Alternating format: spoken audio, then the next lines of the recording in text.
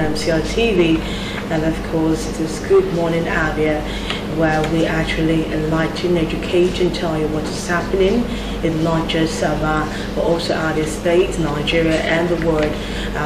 It comes away every Monday to Saturday from 8 a.m. to 10 a.m. every Monday to Saturday. And I have with me Izinle Nwafo on the program. Good morning to you, Izinle. Good morning, Roots. Good morning, August. Yes, sir. Izinle will actually be taking you around the world of news. But first of all, we shall be starting with the words on Mabel, words to motivate you and help you become a better person and do more.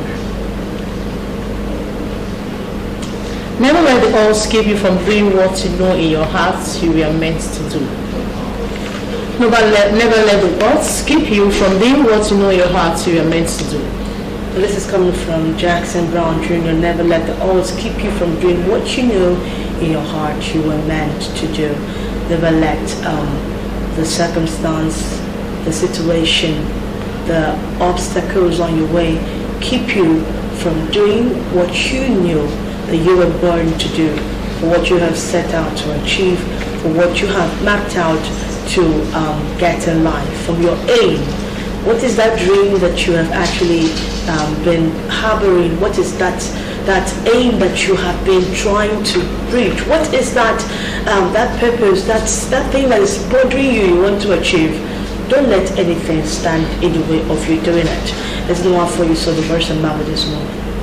Well, he just talks about people not allowing the circumstances and conditions they face in life to stop them from achieving their dreams. Mm-hmm. Yes, everybody has one thing or the other that he wants to achieve. Everybody has one height he wants to reach in life. But don't let the situations you face in life stop you from reaching there.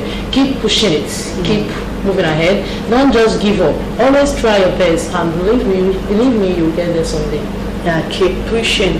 Believe us, you will get there someday. It's back to you, Izinle Nwafo, to tell us what is happening in the world of news. On the news segments of Good Morning Abia, Abia State Governor Okezie Ikpeazu has approved the immediate suspension of architect Lawrence Ubunna, the Executive Secretary of the Abia Secondary Education Management Board, SEMB. This was contained in a test statement issued by the Chief of Staff to the Abia State Governor, Dr. Anthony Abazwere, and forwarded to newsmen on Tuesday evening. The reason behind the Ubunna's suspension was not given in the statement. According to the governor, the suspended executive secretary is to hand over to the next most senior officer with immediate effect.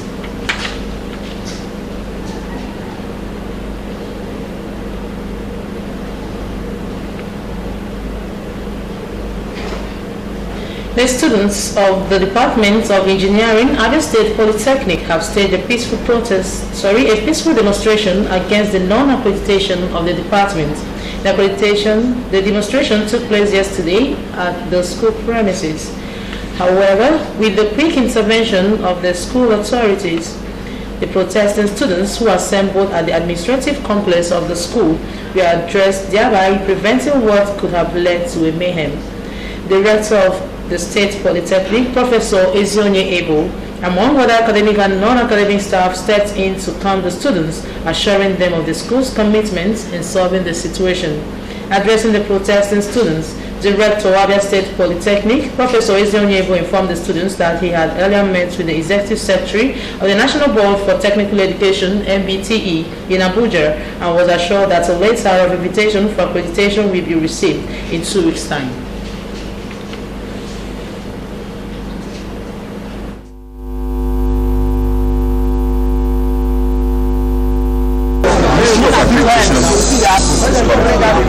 I'm just expressing the confidence of the Executive Secretary of MPCE. And the Executive Secretary said that within the next 1 week or 2 weeks, we write us to meet. And like I said, no matter the noise anybody makes, when it comes to engineering, when it comes to education, engineering comes in SEDT and others. Under my watch, we'll get what we're asking for. You can go home and sleep on it. When it comes to youth service, for those of you that are around, with what we are doing, we will work out a template for those who are due for youth service to go on. Professor Ibu further urged the students to be of good conduct and uphold the image and integrity of the school positively, assuring them that they will partake in the National Youth Service Corps NYSC program. I want to rest my case by asking you to be of good conduct. If at any point and any time there are issues that are not clear, there are issues you do not understand, please walk up for clarifications. Once again, we respect your feelings, your sentiments, and the outpouring of emotions. But please understand, I have given you the word of the Executive Secretary, who is in charge of MPTE, and I know him as a man of his word. I have given you the word of the Executive Secretary. Please go back and be good students that you are.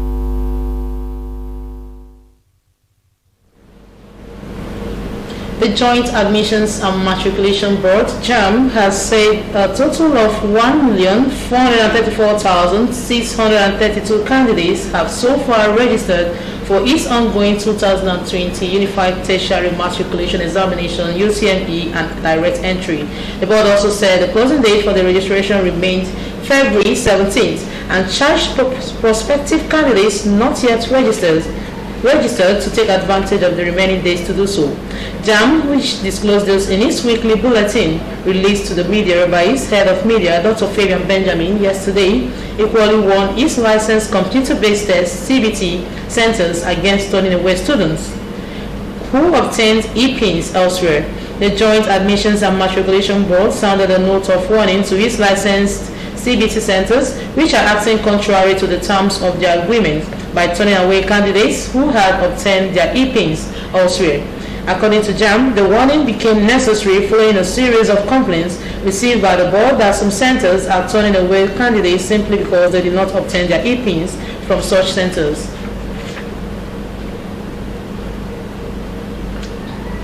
All victims of abductions by terror groups, including Leo Sharibu, the remaining Chibok and Dapchi schoolgirl, will regain their freedom, says President Muhammad Buhari. The president gave the assurance on Monday at a breakfast dialogue themed "Stop the War on Children Affected by Armed Conflicts, Dividend of Silencing the Guns," held on the sidelines of the ongoing 33rd African Union AU Summit in Addis Ababa, Ethiopia. The program was co-sponsored by the governments of Nigeria, Uganda, and Norway, the AU Commission, and Save the Children. Buhari, who also charged AU Peace and Security Council to energetically champion the strategy to stop the war against children, said his administration had a frontal onslaught on Boko Haram and the so-called Islamic State West Africa province, ISWAP, as part of the measures to protect the lives and property of Nigerians. The president was quoted in a statement yesterday by a senior special assistant on media and publicity, Garuba Shehu, as having said that the onslaught led to the release of a number of schoolgirls from Chibok and Tapachi earlier abducted by Boko Haram in the northeast. He reassured Nigerians of the steadfast commitment of the government of Nigeria to ensure the freedom of all kidnapped children from the shackles of Boko Haram. Leah was one of the 109 schoolgirls kidnapped by terrorists in February 2018 from the Government Girls Science and Technical College, Dapchi. 5 of the girls died in captivity while the rest were free, except Leah, who refused to denounce her Christian faith and convert to Islam. The president also urged African countries and stakeholders on the continent to work towards the protection of children from 6 grave violations during armed conflicts. The Anambra government on Tuesday said it has quarantined 50 persons who had contact with a Lassa fever patient in the state. The State Commissioner for Information and Public Enlightenment, C. Don Adinoba, disclosed this in a statement in Awka, Anambra State. He said the state government had put measures in place to ensure that the spread of the disease is contained. The statement read in part, immediately a 25-year-old student in Anambra State was diagnosed a few days ago with Lassa fever. The state government took the patient to the Regional Virology Center in Abakaliki, Ebonyi State for proper treatment. The health authorities quickly got in touch with some 50 persons she had come in contact with in the preceding 3 weeks in both her hometown and her university. All the contacts are being examined and watched closely by experts. This is in conformity with globally established protocol in treating Lassa fever. The Anambra State government has a responsibility to ensure that there is no other case of Lassa fever in the state, and where it occurs, this highly contagious disease is contained at once. In view of the above, the state government has set up 2 special centers at the Onitsha General Hospital and at the General Hospital at Umueri in Anambra East local government area to manage the cases of Lassa fever that may be reported in the state. Given the high mortality rate of Lassa fever, which has in recent days been reported in various states of the Federation, including neighboring ones, all in the Anambra and all those residents in the state are advised to take necessary precautionary measures.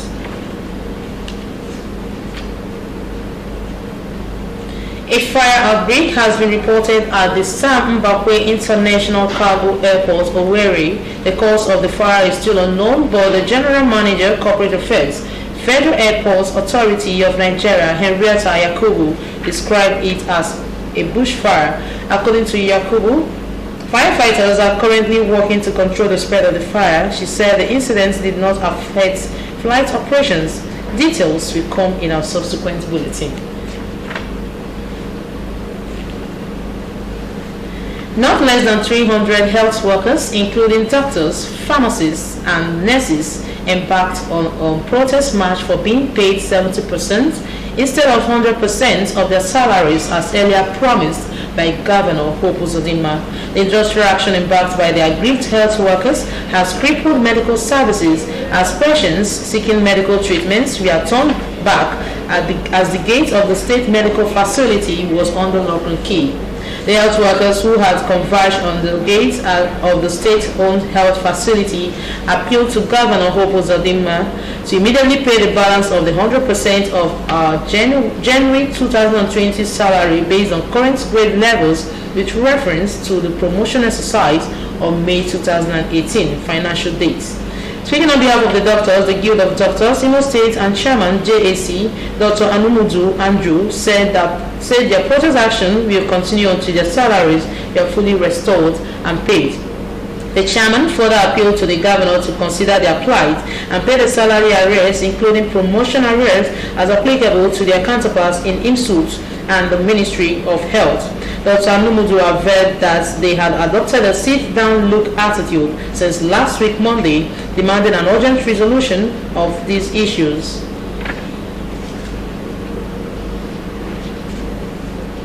A midnight fire killed a 4-year-old girl and razed 7 houses on Tuesday at Solori Railway Quarters in Enugu North local government area of Enugu State.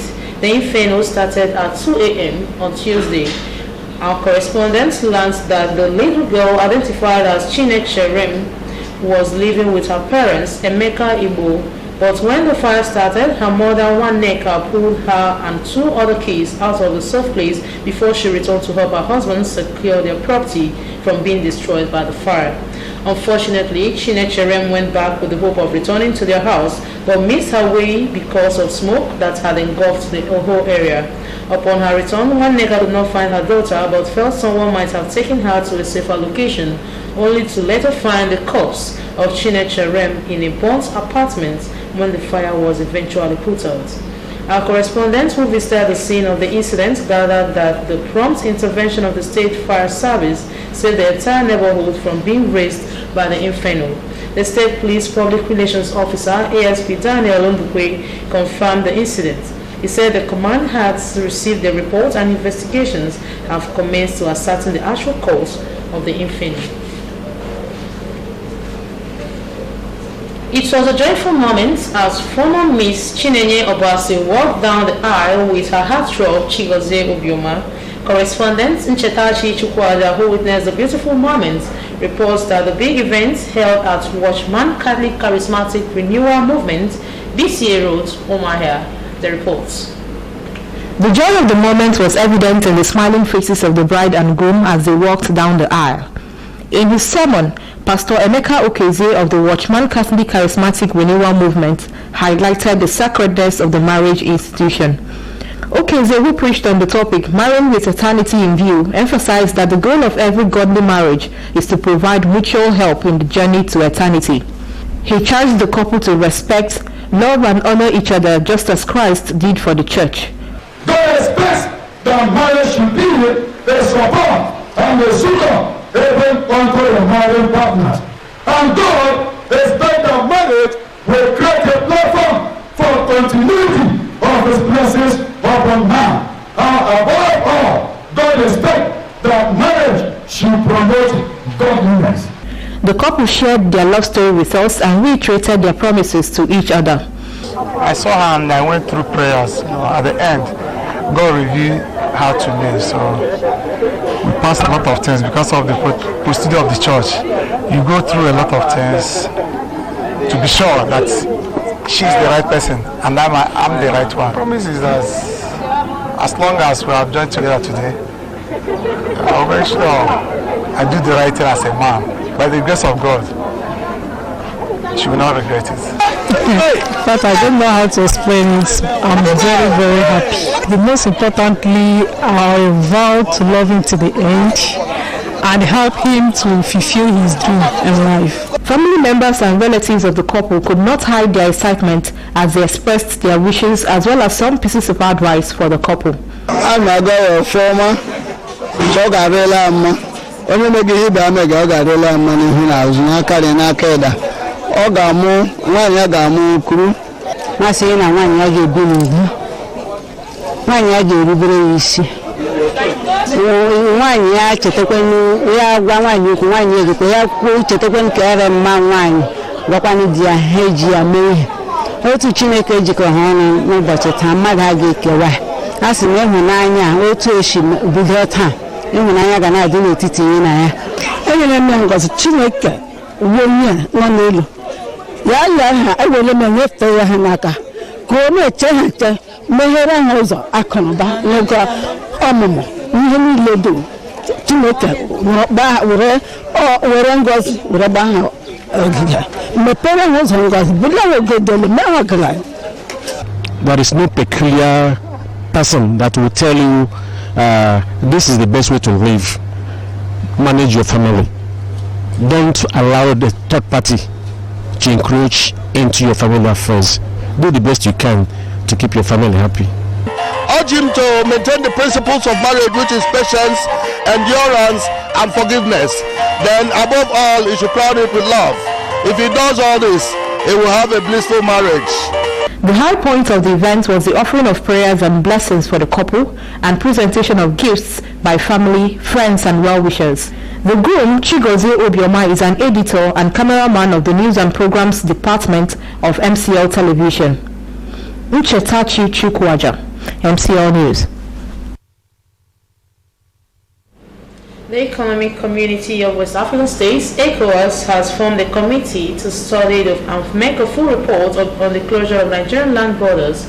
Senior Special Assistant, Media and Publicity to the Muhammad Buhari, Garba Shehu, who disclosed this yesterday, said the decision was reached Sunday at an extraordinary meeting of the heads of government of West African nations on the sidelines of the 33rd AU Summit in Ethiopia. The committee, headed by President Roch-Marc Christian Kabore of Burkina Faso, will examine all the countries affected by the closed boundaries and summits and submit its report to the body for further decisions. The President of Burkina Faso is charged with undertaking a full study of the situation, make a report, and then will take it from there. President Muhammad Buhari ordered the partial closure of the country's border with Benin to curb smuggling of rice, a staple.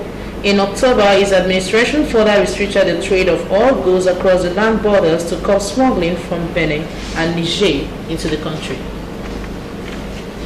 And on the foreign scene, the United States of America, USA Ambassador to Nigeria, Mary Beth Leonard, on Tuesday hinted that the immigration ban placed on Nigeria is a temporary measure that will hopefully be resolved in a single-digit months. The ambassador gave the hint on Tuesday during a courtesy call to the Speaker of the House, Femi Abia-Feb. The Speaker, according to the statement by his spokesperson, Larry Lasisi, expressed displeasure over the measure taken by the United States and called for the clarification on the ban. Abia-Feb, during the meeting, raised the issue of the ban, said that there is still no clarity on the issue. For some, it is very hazy, and for others, they need to understand what's going on. Even people who seek to go visit are being affected in one way or the other. He also called for dialogue over the impasse. Abia-Feb also raised security issue, particularly the insurgency in the northeast. He expressed willingness to cooperate on removing obstacles through legislative interventions. The ambassador, in her response, said the visa action was based on information sharing and expressed hope that it will be taken care of within 9 months. And with that news, we're going for a break. More news headlines will come your way from the newspaper review. Do stay with us.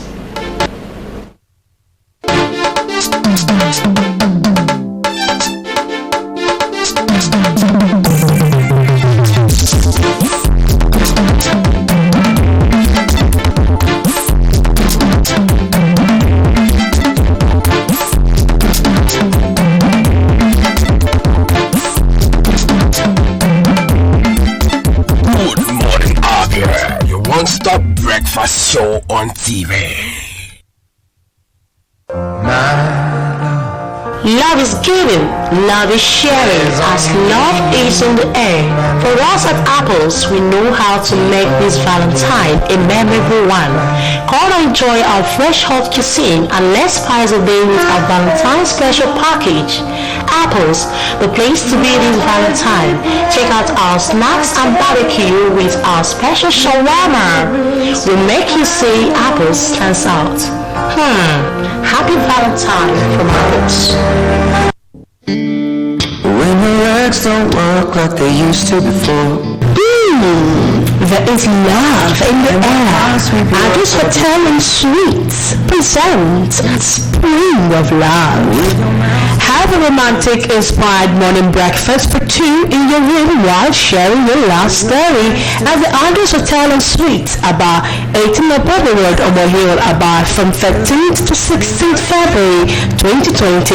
Enjoy our guaranteed best available rate and treat your spouse to a romantic candlelight dinner at our 7th April restaurant for an unforgettable experience on Valentine's Day. Features assorted live grills and point and kill, assorted snacks at our pool arena. For health and beauty, visit our Magic Touch Lounge. Located at the hotel, there will be free use of gym, free Wi-Fi, and free swimming, side attraction, live music, and comedy. For inquiries and bookings, please call 081-00000896 or 081-00000895. You can visit our website at www.addresshotelandsuitesaba.com or you can email us at reservations@addresshotelandsuitesaba.com. Media partners, MCL TV Aba, Magic 102.9 FM. Come and share in the spirit of love. The Address Hotel and Suites Aba, the pride of hospitality and tourism. Take me to your loving arms. Kiss me under the light of 1,000 stars. Our esteemed viewer, thanks for your patronage of our programs and services, for which we say thank you. We remind you that at all times you have the right to quality broadcasting. It belongs to you as well as the right to lodge complaints on broadcast materials or conduct of any broadcast station. MCL TV is open and receptive to your commendations, complaints and criticisms, as such comments strengthen and make us serve you better. Feel free at all times to address your reactions to National Broadcasting Commission, Enugu Zonal Office, Current Drive, Independent Layout, Enugu. You can email us at mbcenuguzone@yahoo.com or Modern Communications Limited, number 9B Obibo Avenue, Aba. MCL TV, the world in your home.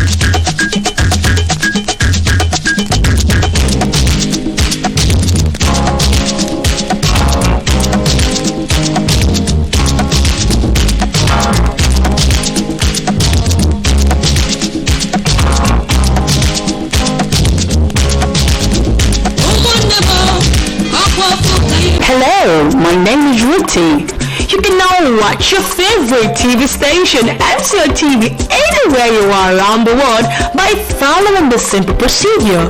Step 1. Go to Play Store and download the Next TV app. Step 2. Look out for the Next TV logo. Step 3. Sign in with your email, Facebook, or Google account. Step 4. Click on Entertainment to view MCO TV ARC TV channel. Step 5. Swipe to find MCO TV ARC TV. Enjoy 24 hours entertainment at your comfort.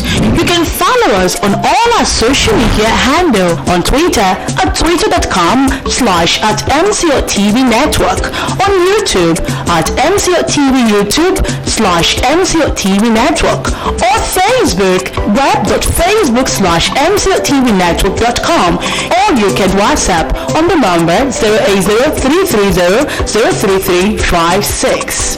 For more information on MCO TV app, please call the MCO TV customer care number 070-329-80089, 080-5722-2040, or 080-3737-3985.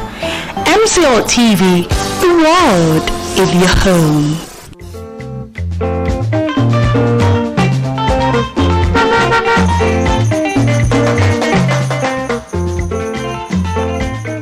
Do not deface Abia State with posters.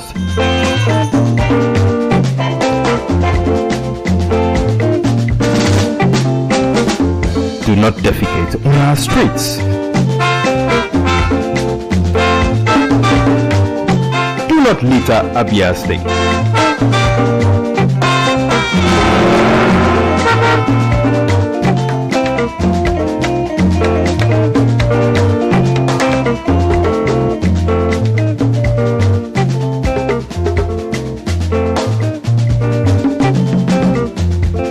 Brothers, I say what the man will do for this world, what people no go talk. If you chop, do not urinate in public places. You no chop, they go talk. What do you make you do for this world? I say, make we will do the things where we carry for heart. Now so one time. I be not been so. Keep Abia State clean. This message is brought to you by MCL TV.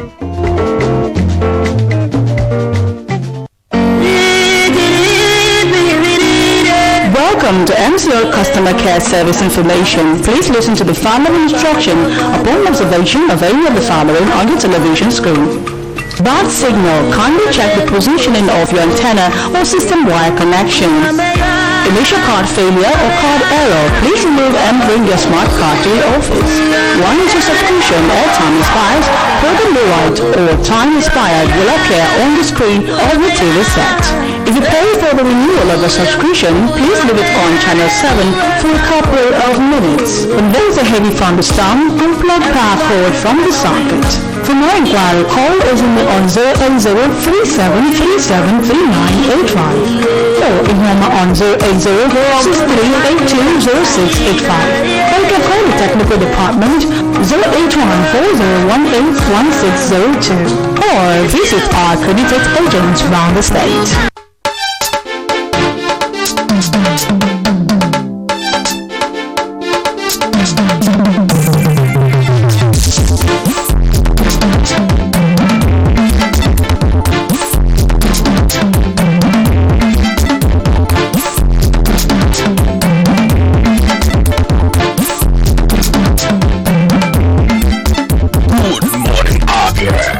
Stop breakfast show on TV.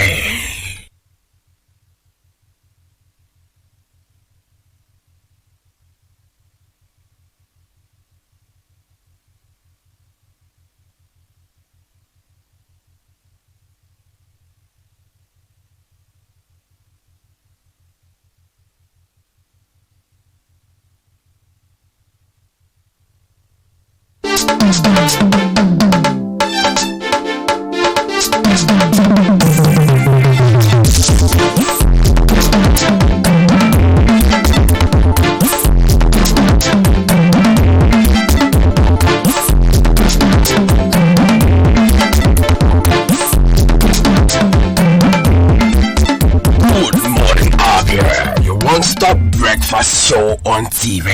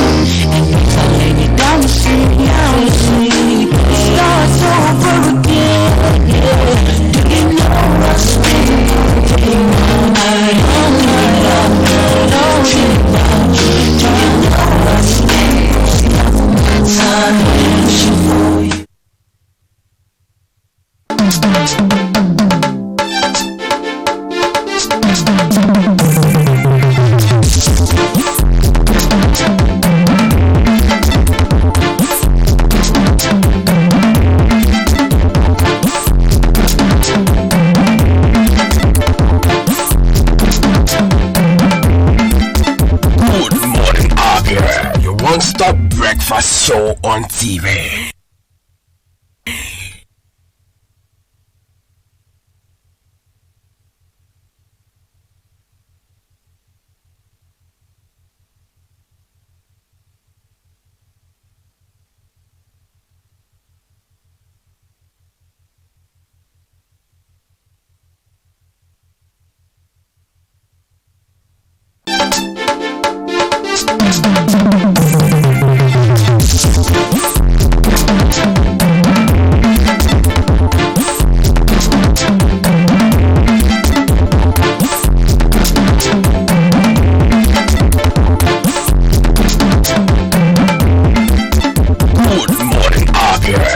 Stop breakfast show on TV.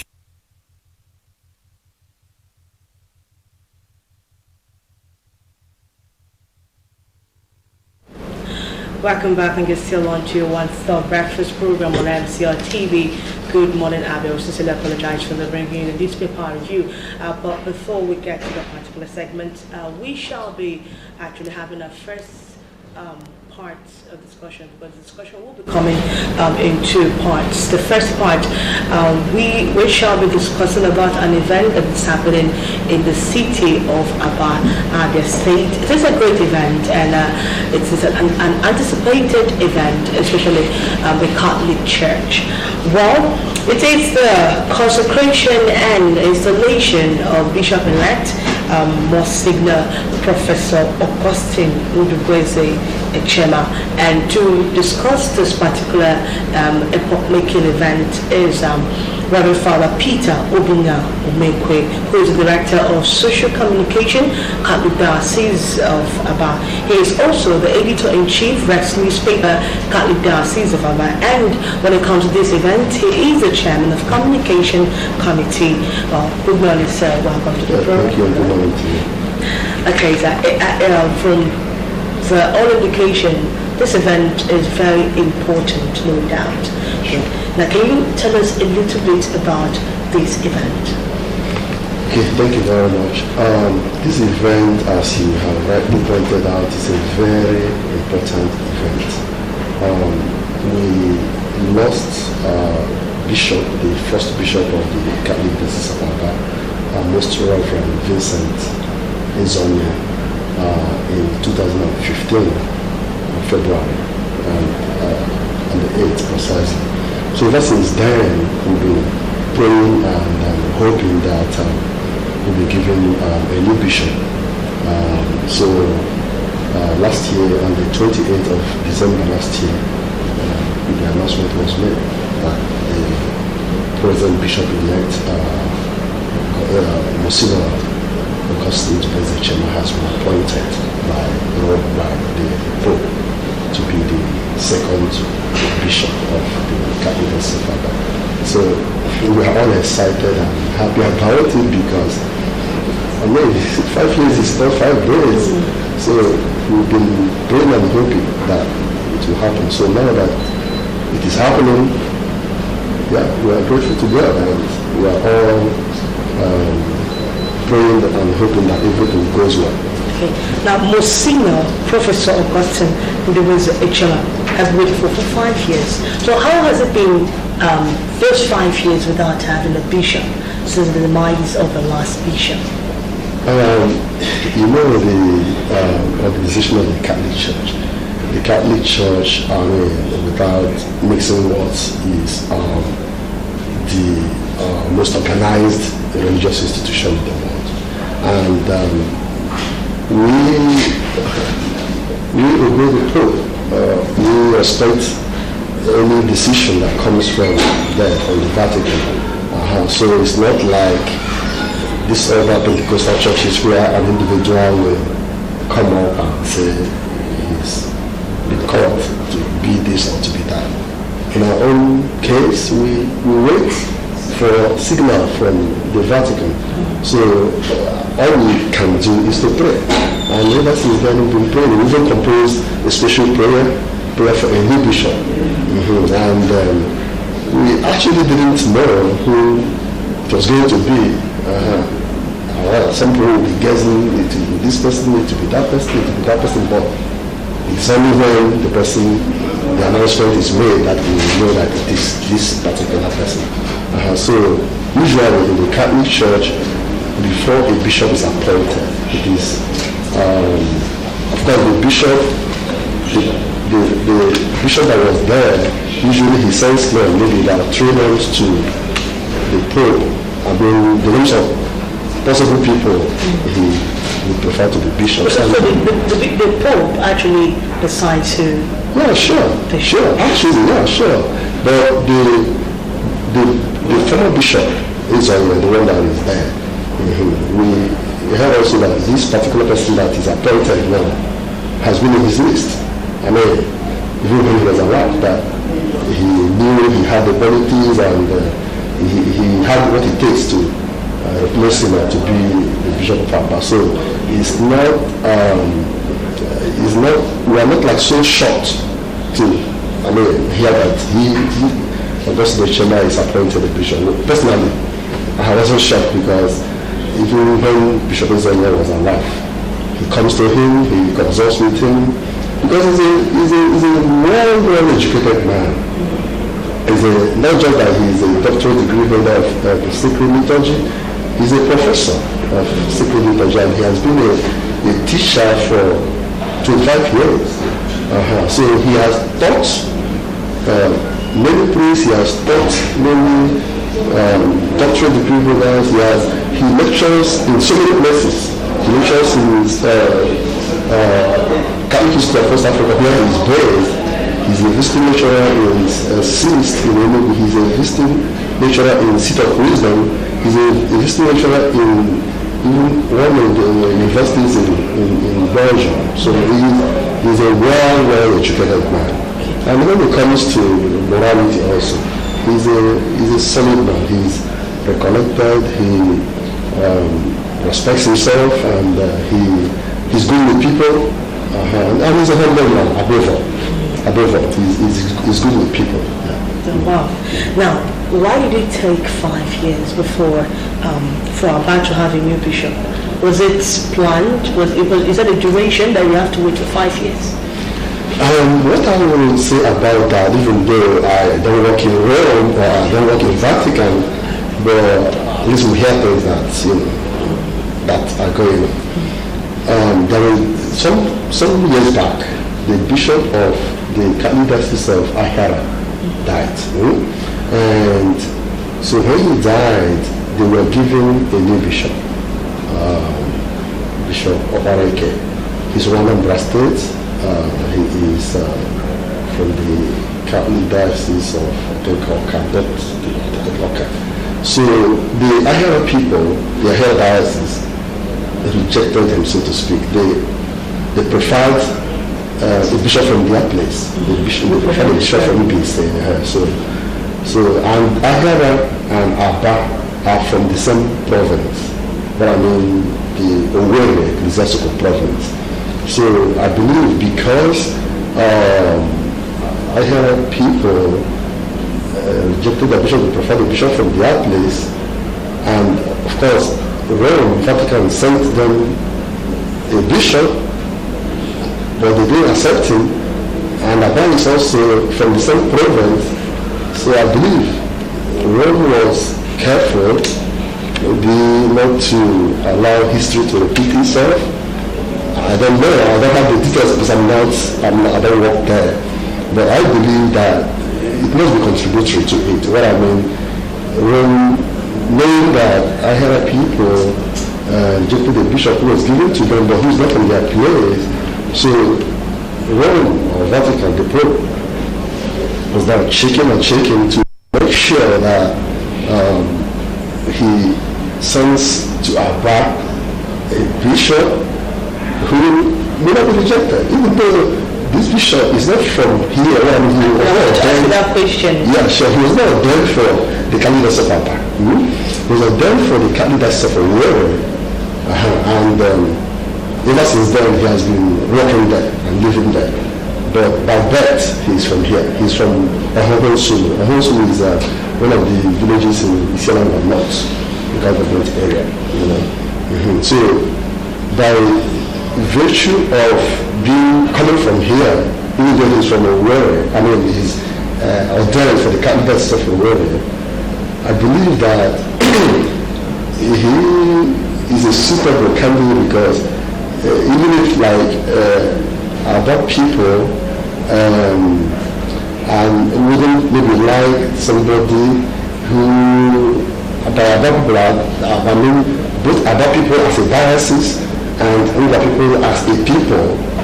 So even though they may not, they prefer a priest from their place, but this priest now who has come to be our bishop, he is privileged to come from here, and it is also privileged to come from this province because the bishop that was given to Ahara is neither from Ibise nor from Owerri Ecclesiastical province. Okay, but this bishop now that is sent to Abba, Augustine Echema, is not from Abba Diocese by incardination, but he is from Owerri Archdiocese, and then he is from Abba by birth, I mean Ngwa by birth. So I believe the Pope considered all these took his time. Exactly, intricacies before making him Bishop of Abba. Now, when is the event taking place? Tomorrow. Just counting hours. Yeah. By this time tomorrow, everybody will be dressing up and warming up for the event. Yeah, 10 o'clock, CKC. So how set is the church for this event tomorrow? The church is set. The church is set. I mean, if you come there now, everywhere is looking beautiful. Yeah, both interior decoration and the exterior, the external decoration. The place is just smiling. Wow. Now, how has it been communicated with the Vatican as the Pope on this particular occasion? I know you send messages to Rome and Rome sends messages to you. So how has it been carrying everyone along, carrying both people from the local assembly and those in Rome, the Vatican? How has it been, the exchange of information? You know, the Rome sends ambassadors to every country. We call it nuncio. The technical name for that ambassador is nuncio. So the Pope has a representative nuncio in Abuja.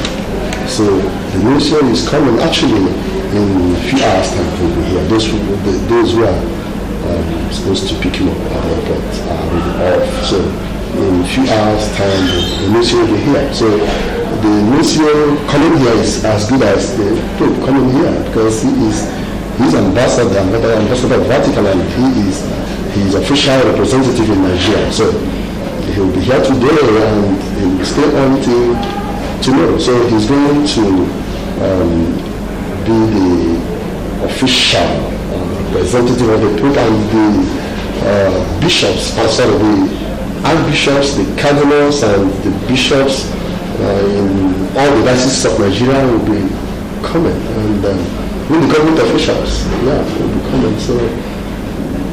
So many important personalities and persons in the society will be here, and even as we speak, at yesterday, I was surprised because I told you that he's from the Owerri Archdiocese. So the priest of Owerri, even the auxiliary bishop of Owerri, Bishop Chipe, they all brought him to us. So we went to Owerri, the boundary between the state and the Abia state, and received him. Then there is a church close to that place, St. James Catholic Church in Owerri. So we all assembled there, and officially they told us, this priest is an excellent priest, he's one of our best priests. We are giving him to you, even though we are not very comfortable with it, because we really love him and we wouldn't like to lose him, but since the Pope has spoken, we have to release him, So officially, they handed him over to us, and we came in with him. So he's with us now. Let me up for the great events tomorrow. Yeah. I can see you're very excited, Father, about it. Oh, yeah, you can see that again. I can see you're so excited. Yeah, you can see that again. Okay, so before we let you go, is there any information you would love to tell those of the Catholic faithful about this event? Anything that was need to look at? I know many people are anticipating this event and they are going to be coming for it. So are there things, information, or pieces of information you would love to let them know? Okay, I know that the first bishop of Abia, Bishop Zoya, he was ordained, consecrated at Owerri, and then they brought him to Abia to install him.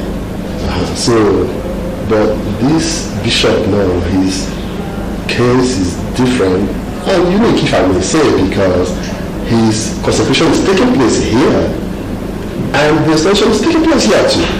So that actually is going to be the first time, majority of the people who live here will witness the consecration and installation of the bishop. So you mean consecration is done, can be done in a different place, and installation in another area? Obviously, yes. The church, the authorities of the church, will determine what they do in that respect. But whatever they consider necessary or appropriate or preferable, they will choose the place. Personally, I was privileged to live and work in the United States of America. That was where I, for the first time, witnessed the consecration and So are you trying to say that consecration has not been done before in Aba diocese?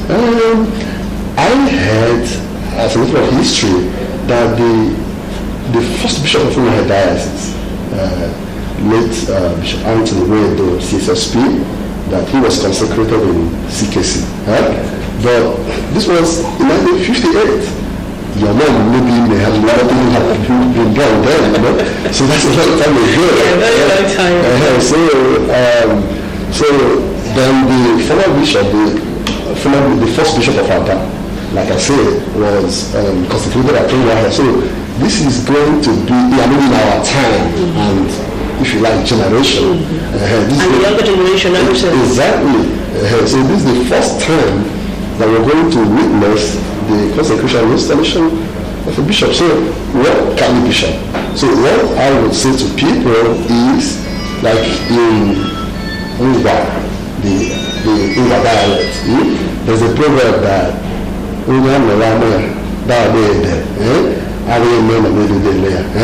so since people are coming from different parts of the world to witness this event, so I will encourage everybody here, including you, to come over and witness what you are doing, so that you'll be able to say, in years to come, within your children, you tell them, when you see the bishop, say, I was there for his consecration and installation. So, everybody, always need to see KC tomorrow. It's going to be great, and God will take the glory and ours. Happiness will be ours. Yeah. Amen and amen. Thank you very much, Father Peter, for coming on the program. Thank you. I can really see the excitement on your face. We can't wait to we can't wait to grace the occasion. Thank you so much. I look forward to seeing you tomorrow. Thank you. Thank you very much. And I thank God for you people also. You're doing a great job, and thank you for giving me this privilege. Thank you. And this is my first time of coming here and reading the bell for me. I wish I had a bell. I would have done that. But you're welcome anyway. So that is more than the bell. Anyways, that's an item. Thank you very much. And of course, with that, we'll round off the first segment of discussion. That's the first part of the discussion.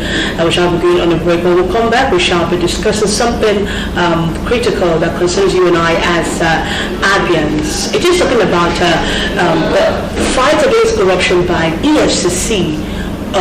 Is there more to this? Is it coming at the right time? Can we say that EFCC has tried so far, but that will be after the break? Please don't go anywhere.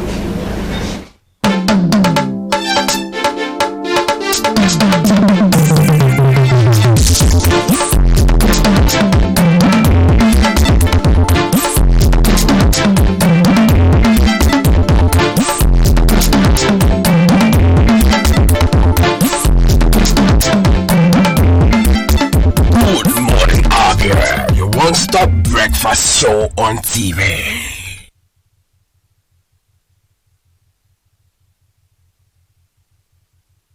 My name is Ruthie.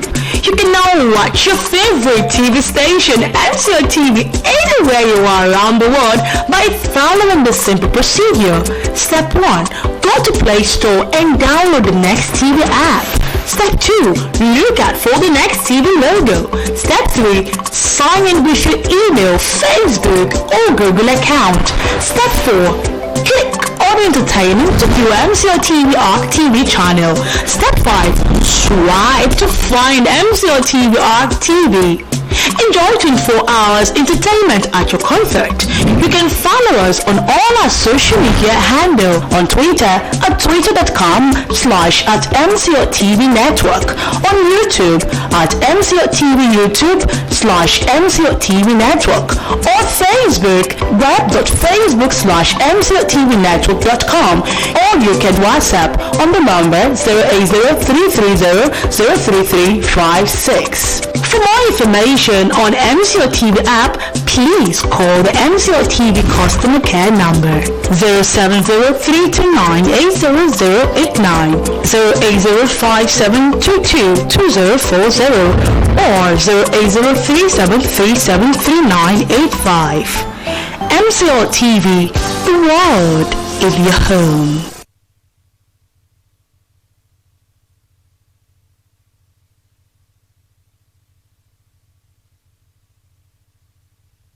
Consumer Care Service information. Please listen to the following instruction upon observation of any of the following on your television screen. Bad signal. Kindly check the positioning of your antenna or system wire connections. Initial card failure or card error. Please remove and bring your smart card to the office. Once your subscription or time expires, program rewrite or time expired will appear on the screen of your TV set. If you pay for the renewal of a subscription, please leave it on channel 7 for a couple of minutes. When there is a heavy thunderstorm, unplug power cord from the socket. For more inquiry, call Ozumi on 080-3737-3985 or email on 080-6382-0685. Or you can call the technical department 081-4018-1602 or visit our accredited agents around the state. NCO, the word in your home. Hello, my name is Ruti. You can now watch your favorite TV station, NCO TV, anywhere.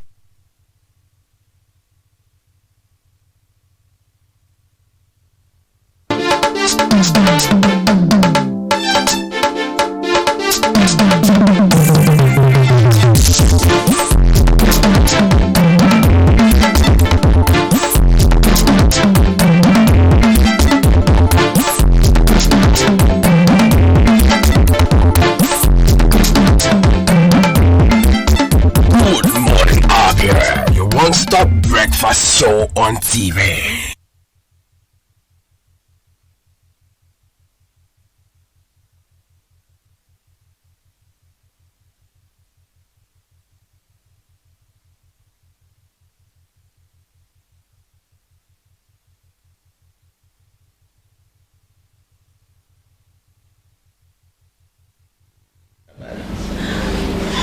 Welcome back, and you're still on to your one-stop breakfast program on NCO TV. Good morning, Abia. And it is time for us to discuss. Shall we looking at the fight against corruption by the Economic and Financial Crimes Commission, EFCC. Well, over the years, EFCC has been clamping down on past governors and, of course, politicians who have been alleged to have taken public funds. And, of course, many Nigerians are of the view that the fight against corruption is timely and is what is needed in the country. And to do this with me this morning, I have on my left Barrister Emperor Obuna. Good morning, Barrister. Welcome to the program. Good morning. Thank you very much. And of course, I have the Savior Substance, who's a journalist and a public affairs analyst. Welcome to the program, Mr. Savior. Good morning, Ruth. Good morning, Abians. Now, gentlemen, welcome once again. Now, we shall be looking at the fight against corruption by the EFCC, especially the fight, the pursuit or the prosecution or the arrest or probing of ex-governors. Well, it's all the news that the former governor of Abia-Feb, Oji, actually was, is being probed by the EFCC for 150 billion naira, and of course, not forgetting the one that happened with also the former governor of Abia State, Ojo Zokando, who was actually said to have allegedly taken 7.6 billion naira public fund. Now, we shall be looking at the fight against corruption. Let me start from you, Barrister Emperor Wuna. The fight against corruption, is it timely? How would you rate it so far? The fight by EFCC, DSS, how would you rate it? Well, the truth about it is that ever since the EFCC was created, they have always been fighting corruption. There is no doubt about that. The EFCC was created by Olusegun Obasanjo, and it was saddled that Nuhu Ribadu was the first person that was saddled with that duty. Nuhu Ribadu was also fighting corruption, we also know. But we also know that at that time, the president was also using him to witch hunt his political enemies. That was actually what happened that time. You see a situation whereby some people were being arrested and some members of the House of Assembly were being arrested, and when they were being arrested, they were compelled to impeach a governor. If you remember that time, we all remember that story. They were arrested, they were taken to the hotel, and they will all sign impeachment letters that they're impeaching a governor just because of corruption or because of anything. So that was actually what was happening then. And it's happening like that. Other people came until this new man came here now, and right now we see EFCC still fighting corruption. But the problem about it is just that those that are in power, the president always have a way of using the USCC to fight corruption. He does that, but it is always against those who are not in his good books. You know, the truth about it, if you look at the Oshakalo's film, so people will give the credits to Buhari as to Oshakalo being in prison. It's not even true. Totally false. Oshakalo was arrested after he left office. It was the last government that commenced the persecution of Oshakalo. Let the government communicate the persecution as they were going on. Oshakalo filed a real case submission. Oshakalo raised an objection about it and refused to go to trial. The Supreme Court ruled that Oshakalo had no reason not to appear in his court and that the objection he raised was neither here nor there. The court ordered that there should be a fresh trial. The man that was trying him continued trying him until when the man became a court of appeal judge. The chief judge had to give a fear to the man to continue trying him. It happened that when he was convicted, Buhari was on seat. Buhari played no role actually when it comes to the issue. You could have almost said you could have entered no prosecute, but this is not as easy as that.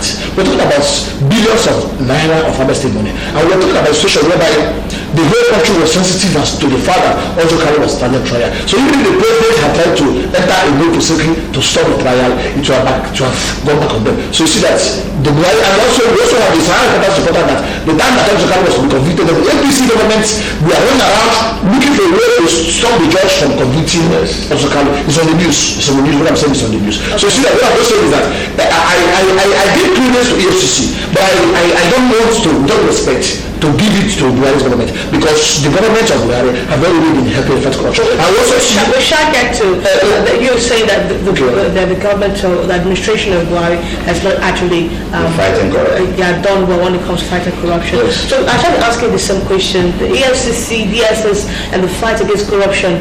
Can we say yes, the EFCC has done well so far? Yeah. As of now, you see, they can't fighting corruption. My worry with the FCC is that most of their corruption fights they do is trial by the media.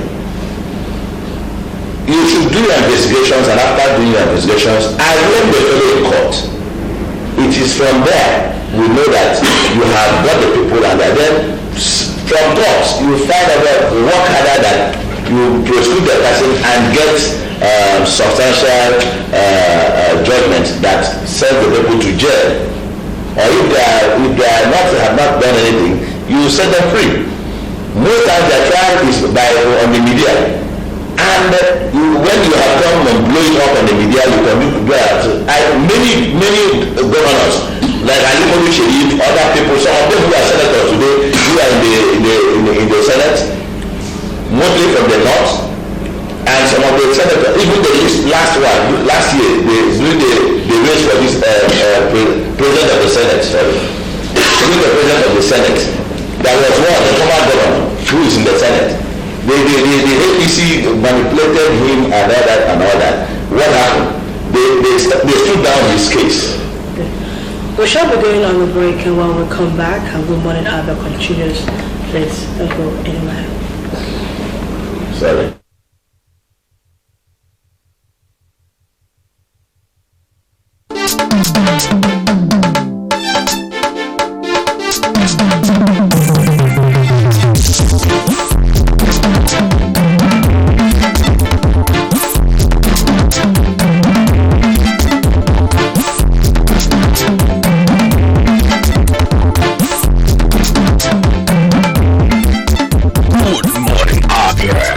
Stop breakfast show on TV.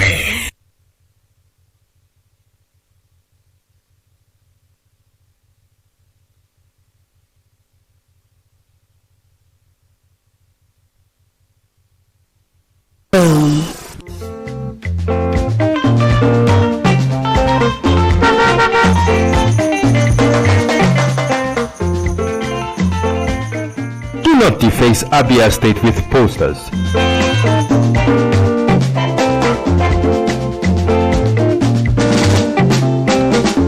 Do not defecate on our streets.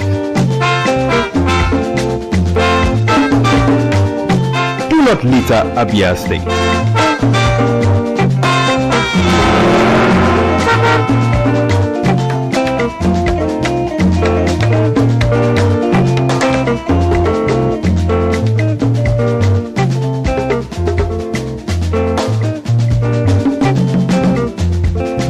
brothers,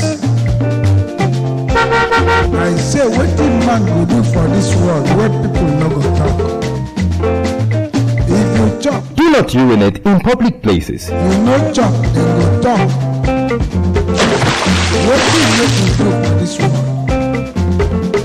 I say make we dey do the things wey we carry for heart. Na so world want am. Abi no be so? Keep Abia State clean. This message is brought to you by MCL TV.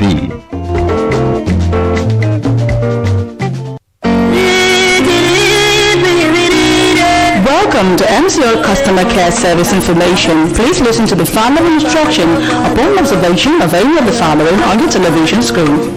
Bad signal. Kindly check the positioning of your antenna or system wire connections. Initial card failure or card error. Please remove and bring your smart card to the office. Once your subscription or time expires, program rewrite or time expired will appear on the screen of your TV set. If you pay for the renewal of a subscription, please leave it on channel 7 for a couple of minutes. When there is a heavy thunderstorm, unplug power cord from the socket. For more inquiry, call us on 08037373985 or email on 08063820685. Or you can call the technical department 08140181602 or visit our accredited agents around the state.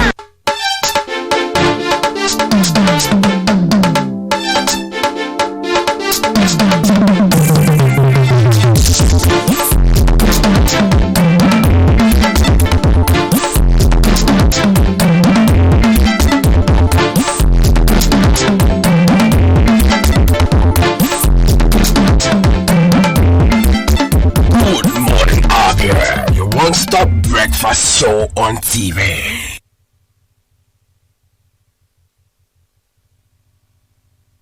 Welcome back. You're still on Cheer One Stop Breakfast program on MCL Television.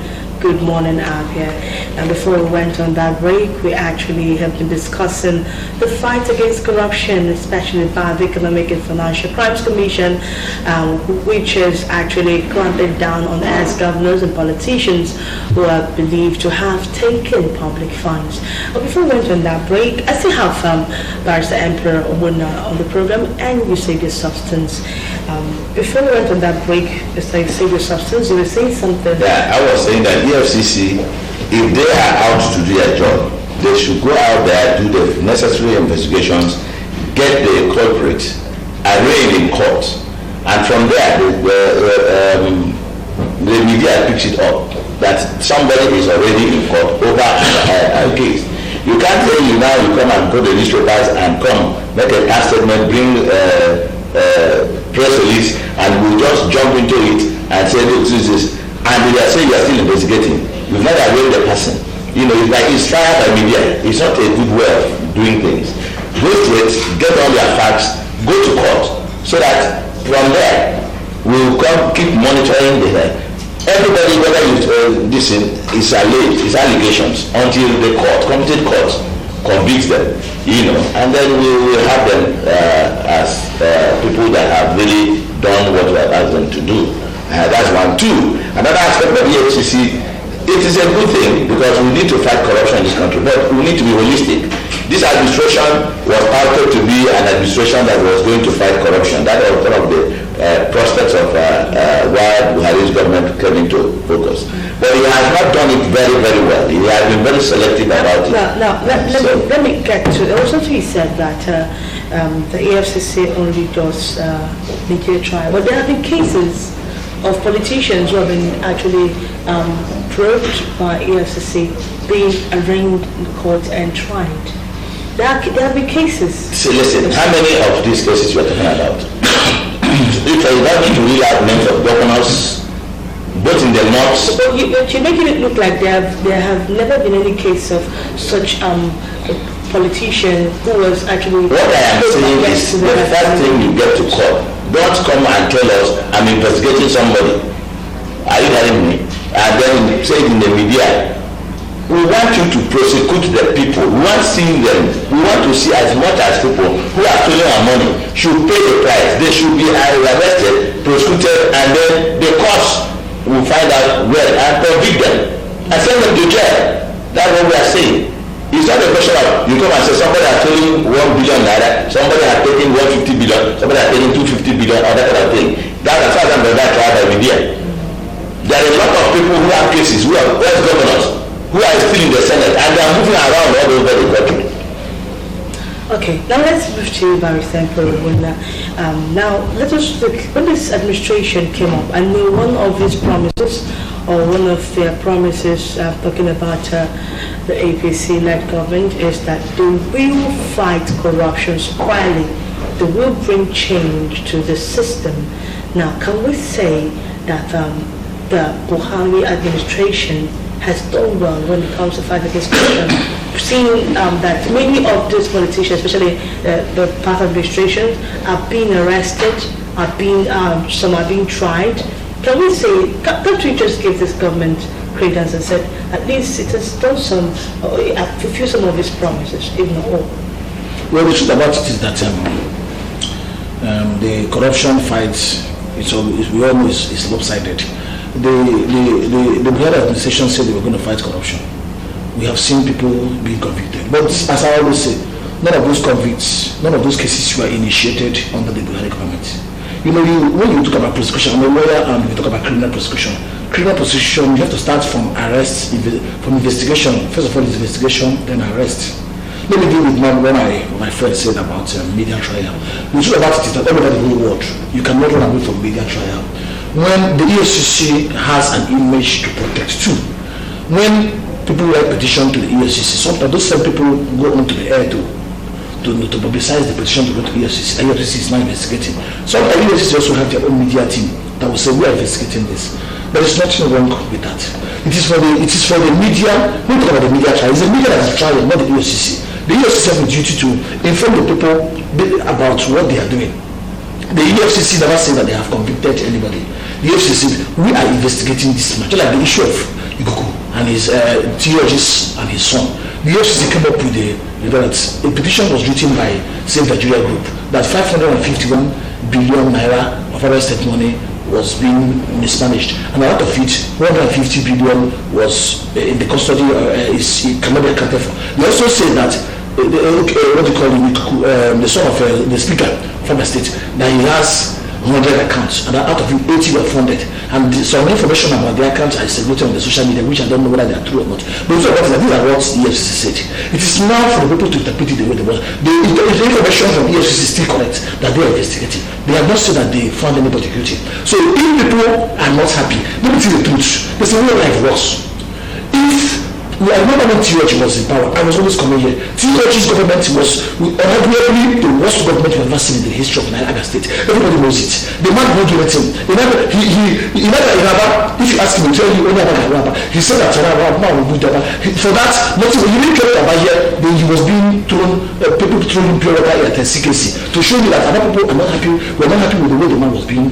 So when this issue came that the money of Abia State was being embezzled, everybody was happy about the issue because it was like somebody who you think that is not that stole from you. People are actually catching him.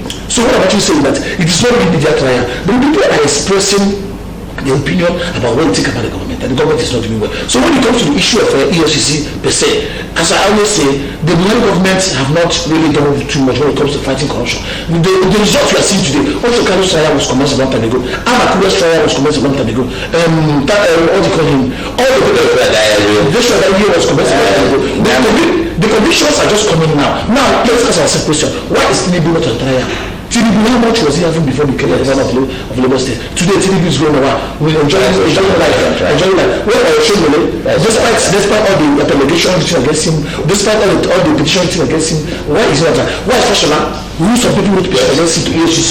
EFCC are refused to investigate him. Why is EFCC not even investigating that one? What about Abechi, who the Lagos State government have already written petition against that he stole some money? And a committee was headed by a judge. And the committee indicted him. Why are they not investigating his case. Why is it that even Oshomole had to go on national television during the rally in Delta State and say that if you give your thief and you join APC, that your sins are being forgiven? All these things are telling you that the EFCC, as we know it under Buhari, is just not working. It's not working. Forget about the fact that we can look at this issue of theology. If theology and his son could have been APC members, I'm telling you, nobody would have investigated them.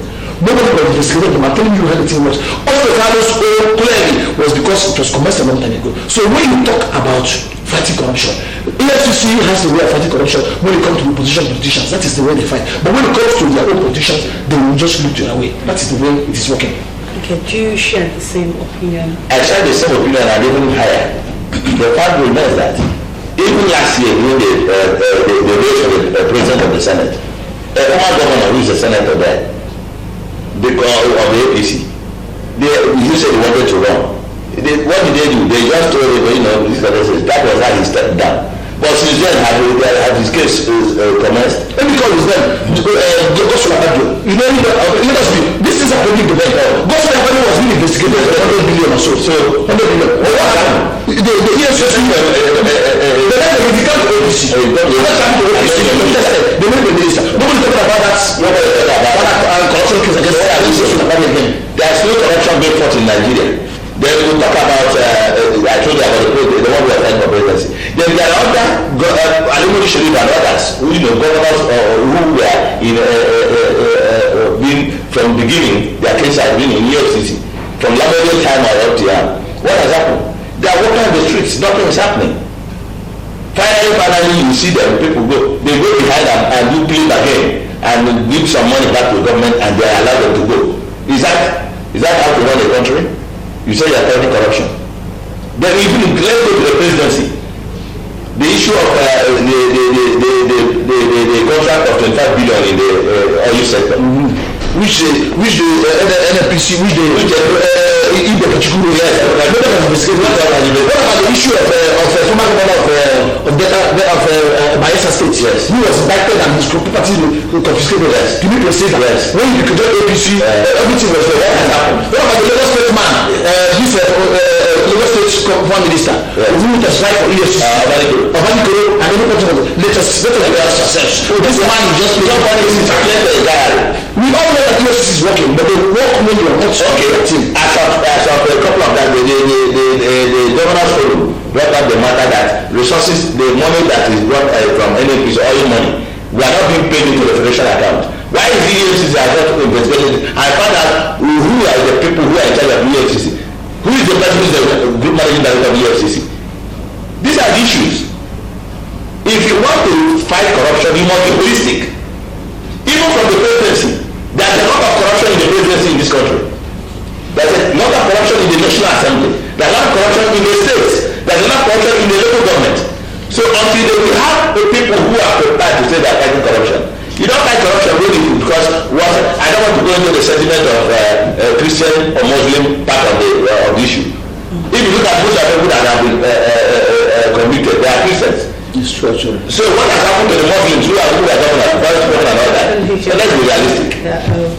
Let us not bring religion. No, I'm not giving you inferences. Let us not bring religion into the It should be holistic. That's what I'm saying. That I started from the beginning that it has to be holistic. Whether it's your mama, whether it's your papa, whether it's your brother, you don't have to look at or whether it belongs to my party. Buhari cannot. The only way Buhari can give a legacy for us in Nigeria. But the question being asked by Nigerians is, our leaders are voted to represent us, and at what point did we get to the part where our leaders who are supposed to be treasuring our public funds and utilizing them, being the ones to actually take them? What do you think? How did we get it all wrong? Well, this is a question everybody is asking because right now the country is being looted. We're talking about massive corruption going on in government. Now, let me start from the beginning. When you are contesting for election, what do? The parties to the front tell you how much money you will pay them for you to get nomination. You start using the money to start seeing your party men and start giving them bribe for them to nominate you. When the person nominates you, you start campaigning. When you start campaigning, you start spending millions of naira to campaign. Before you know it, just to become an ordinary councillor, you're talking about spending 10 million or 20 million. Another councillor whose salary is 80,000 naira. You see the problem. For you to be a councillor, you need to spend so much money. For you to be a House of Assembly member, to spend so much money. Now, when the electoral process is very costly, the party demands so much from you. The electoral demands so much from you. INEC form very costly. When you are doing your campaign, you see that you are spending so much. Why wouldn't you steal money to get those things back? It's natural. It's investment. A form for you to be a government, you spend 1 billion. Why wouldn't you steal money to get the money back? So you see that the moment you are talking about fighting, telling those people who want power not to steal, we as the electorate, why would you, Mr. A is a thief, I know he's a thief, and I am going to vote. I say I'm not going to vote for Mr. A. But what happens? The next day, during the booths, Mr. A gives me 10,000 naira, 5,000 naira, and I vote for him. I have voted for Mr. A, who I know is a thief. If you like another state, you see a former governor who was in prison. He was charged for corruption. He was standing trial for corruption. He was remanded in custody by the courts. Yes, honestly, we voted for the man. We voted for him. And now, when the man came out, we now hear story that the man stole this, the man stole that. Why are you surprised? Why are you surprised that you voted somebody who was standing corruption, standing trial for corruption? The man was in prison and he was granted, and when he won, he was granted bail. And today we are hearing that he stole. Are you surprised that the man was sick? When you voted for him when he was in prison, look at Hopus of the man. I have to call them. Hopus of the man is standing trial for 4.8 something billion naira. Over a dredging of Calabar, another was because of 200 million dog check, which got to feel that he should be prosecuted. My friend, the lawyer from Port Harcourt, is the one who is handling the case. I have so many cases against local of the man. Yes, he's declared the governor. What do you expect?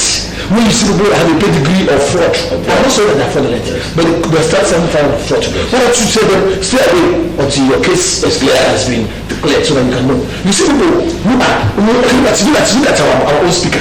Our own speaker, look at the amount of money we say that is found in his account. Look at him operating 100 account. What was he doing when his father was a governor? Was he making a decision? So you see, that's the problem. We as the people, we need to start asking questions. We don't know that we are just afraid. Everyone's afraid of speaking the truth. But if you say the truth, you will die. If you say the truth, you will see that. So why do you say the truth? That was what dealing with money said. Look at the way the country is being, or the state is being run by states. Other states, you know, revenue is very much higher than the state. But go to the states. Go to the state and see what the governor, David Umahi, is doing in the state. But for that state here, our governor cannot even finish the center of the he cannot finish. He doesn't balance to access. Look at the a former commissioner for information and state raised an alarm that the government is giving 120 million naira monthly to what you call him, to Oshokano, to T.H. And that the government is giving 17 million naira every month to this man, what you call him, to the speaker, his son. When he raised this issue, everybody shouted before he removed that post from his Facebook page. After removing weeks after, who was attacking the government and revealing how Abia-Feb was doing investments, was made a special advisor to the governor. See that and explains this man is not talking again. What are we talking about? What are we talking about? Now, Abia-Feb money is being used to do some nonsense that we don't know. The truth about it is that we are the citizens, we should start asking questions. We are the ones who are suffering this thing. Let the money be used for development. Look at states, look at the road that was followed, the first road. Look at how much money that was spent to build first road. Their first roads have collapsed.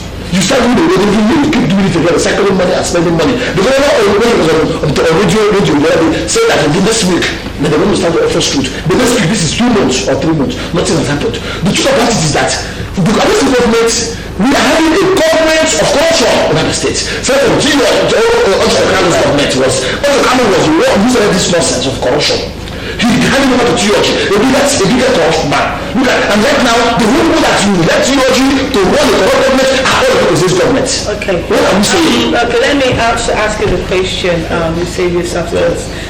Where did we get it from? Where we got it wrong, it started from what you said, my emperor has just related, but I want to add to it. Do you understand that up till now, a lot of stakeholders in this Abia State, the Abia State, including the essays, including the top politicians, including the people we can hear their names here and there, that nobody has ever asked questions, nobody has told you about corruption that is happening in Abia State. Everybody kept quiet. Everybody keeps quiet. As if we are blindfolded, as if nothing cares. Possibly their accomplices because they are beneficiaries. That's the way I look at it. Because this state is not moving. And nobody seems to say anything. Now, he has read you to what happens by going through elections. They getting form, political party. Before, they even from their word chairman will say, you must give me this kind of amount of money before I will recommend you, and all that. From that will come what the process is. Then, before election, when they will call people, party members who will come, you have to not only buying, what do you call it, garden egg and pepper. As you are going, you must give them either 5,000 to each ward or 20,000 to each ward. All those things are investments you are doing, so that by the time you get that government, you announce you go to steal all our resources that are meant for development. Most of this money is meant for even an unborn child in their mother's womb, and people will just take it and win do anything and nothing happens, and nobody questions. Everybody stays quiet. The state will continue to run like this. Is that the way society runs? That's not the way society runs. And you said people, somebody said, we were going to fight corruption. Everybody, that was what led to people voting in 2015. That the administration, by the pedigree of what happened when he was with Abia-Feb, we are now found out that it was Abia-Feb that was running the government. That he said he was going to fight corruption. People voted for him. Let's come and see you. When he came, he started becoming, if you are not from APC, he will fight you against corruption. But if you are from APC, no, that is how it happens. He has to be holistic. Whoever it is, whether it is his mother that is found corrupt, should be arrested. It happened in Ghana. In Korea, they don't look at anybody, so even the head of state. Let it go further. The phone line we are appearing on the screen for you to contribute and for you to tell us your opinion on the topic that has been discussed. The fight against corruption, has it been going well? How well can we say that the EFCC has fared? Are they actually holistic when it comes to the fight against corruption? And of course, what are the other things that EFCC should be doing? Because according to some Nigerians, the fight against corruption seems to be one-sided. Do you agree with that opinion coming from Nigerians? Hello, good morning. Hello. Good morning. Welcome to the program. Your name and where you're calling us from. Yeah, my name is Jay. I just have a question for the director. Okay, sir. Good morning. Good morning, sir. How are you doing? I'm fine. Yeah, director. When I do that is good for education. Yes. But target also for government accounts. Bank accounts released by EFCC. Yes. And even the government, which we know, some of them are here, but some of them are in Abia. And the House of Assembly will be able and active speaker to step down, not just for the state. Having verified some of these properties, or some of these properties, they are still in Abia. Everybody has this memory. Don't call it them. Can we also have them to be able to on how to speak? Based on this application, step down on Yes, it is very yes, Chair, thank you very much. It's very, very possible. That's the right thing to do. Ordinarily, when you are, first of all, the EFCC, the House, first of all, should also set up a committee on their own to investigate these things. Yes. Let me tell you, there are two different things. When the case is in court, the case becomes sub judice. You can't do anything. But not when the police is investigating or EFCC is investigating. If the EFCC is investigating a crime, and there are evidence that the speaker utilized his position as a speaker to confer an unfair advantage himself, the House of their own, not like lawyers. If the lawyer embezzles money, the police can investigate. The MBA can also investigate the matter and also decide to suspend that lawyer. Yes. So if there is evidence, as it is now, that this man has 100, how will a human being read 100 accounts? How will a human being have 100 accounts? Which I don't understand this thing. So now if it is true that this man, and you know, through this BVN, he can now collect all these accounts. From what EFCC is saying that this man has 100 accounts. There's something George of State TV confirmed it to me. That look at what EFCC is saying, that this man has 100 accounts. And 80 of them is well funded with big money. I don't know whether it's true or not. I'm not saying it's true, but I'm just saying it's an allegation. But nevertheless, at that point, somebody from the House of Assembly should move a motion that the Speaker should step aside. That's the right thing to do. We're not about removing him. Nobody should remove him on an allegation, but rather let him be kept in abeyance. And let the House set up a committee to investigate this man. Whether this man is the kind of person that should be a Speaker of the Abia-Feb Assembly. You know what happened? After EFCC invited him, or after EFCC invited the Speaker, he went to EFCC, he came back. The next day he said was on television that he doesn't intend to run for governor. Yes. People were applauding him. Nobody knew the reason why he said that. Nobody knew that he had been facing an investigation from the EFCC. So what I'm actually saying is that somebody from the House of Assembly should raise a motion that the Speaker be secret in abeyance. Then this issue will be investigated. So that because the House of Assembly is different from the EFCC. What I'm actually saying is that there are some conducts. Because this man we're talking about now, this man has been a Speaker for a very long time. He has been a Speaker at least for almost 1 year now. And the money we're talking about is not just money that happened some years ago. We're talking about a recurrent something. So if they discover that he was innocent, they will restore him. If they say he's guilty, so just answer the question. That's the right thing to do. But there are some people saying that the numbers may have been exaggerated by the EFCC. Yes. What is your reaction to that? So the people are saying it was when it was actually 5 over 5. Okay, let me explain it. Now, so people are saying that these things could be exaggerated. Talking about the amounts of account. Yes. Let me explain what happened. I took time to look into this thing. There was a petition from a group called Save Nigeria Group, fighting corruption, all these things. They wrote EFCC. Well, the allegation was that, maybe we don't really know what, maybe just use 1 minute to explain it. The allegation was that when T.H. was the chief of staff to the governor, that he authorized the Ojo-Sakalo's government, he authorized and also took benefit of money that was given to Ojo-Sakalo as a security vote and every other vote. And at the call from the time he was there, and that's when he became governor, he himself now started taking 500 million into his pocket every month, but he couldn't account for it. That was the allegation. And he was taking the 500 million, and not only that he was touching some other fund, like Ecological Fund, Shopee Fund, other funds in Nigeria, what do you call it, First Bank Loan, Eco Bank Loan, other funds generally. There were so many funds that he was touching. That was an allegation. And when he became governor, he was measuring this and he was using the money for himself, and he spent some money, and that also his son, Chinedu Elinayach, that they also benefited from this. Chinedu Elinayach had so much money, and he had so much accounts, and that this money, Chinedu was not a public officer, yet he was having so much money, and also accused them of having 3 houses in Maitama, that they bought 3 houses in Maitama, and that they used 12 million naira to furnish each toilet. 21. No, 12 million, that's 12 I saw, not 21, 12 million. But he used 12 million to furnish each toilet in Matama, and together with his brother, Obonoya Ojira 3, T.H. Chinedu and Obonoya, that was an allegation against them.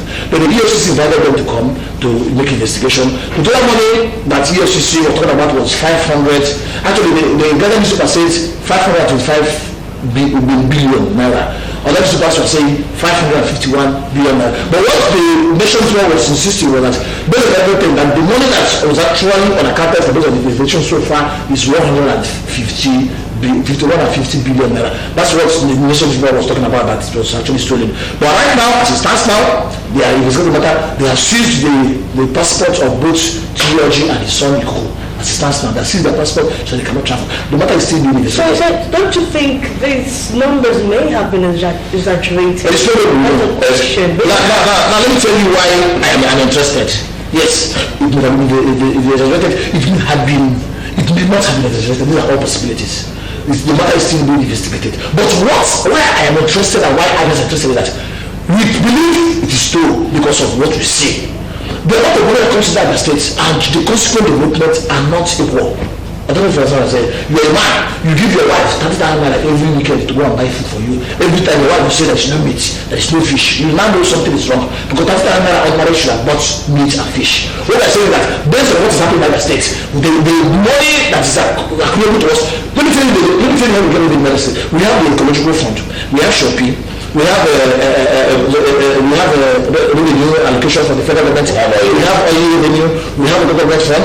We have internal generated revenue. We have ASIPA. We have infrastructure. We have money as personal income tax. We have double taxes. We have. I was able in my way to list 16 areas the government of the state can get money. And now the question is, where is the money? Where is the money? Look at how the state is. Do you know what that is a laughing story? I never told people, post a picture of a dirty place in the internet. Everybody will say Abba because of the way it is. So what I want you to say in mind is that look, the money that is exaggerated, it may not have been exaggerated. Okay. It may not, or it may. When the investigation, as my friend said, let's don't charge anybody to court. So you see your substance. The question on the lips of most Abians is, don't you think these numbers may have been exaggerated, knowing that these people are from a particular party? Don't you think these numbers may have been exaggerated? See, the issue of exaggeration is either here or not there. But what I want to say is this. Yes, the EFCC have told us this is the issue. What is the press, we the media doing? This is the time we will have the journalists to go in, because they listed out the banks and the account numbers. Let the media go in and full of information. Yes, right to back. Go to get the facts. Collaborate. That's how it is done in other countries, in other places. You collaborate with what the EFCs have said, and if you collaborate with what EFCs have said, then it is sure, it is tacit that the courts will know that this is coming from this way, this is that. They have substantial evidence. But you find out that yes, they will find 500 million in this account. The account is in the first bank, this is that. Fine, let's go and find out 100 accounts. But let's be realistic from what my brother said and what I'm saying as well. If it is true, because when I got this message, I read it in the paper. To me, it is unbelievable. It is shocking. It is irresponsible. How can somebody steal? It is stupid. Let's mind our language. No, I'm talking about what he said.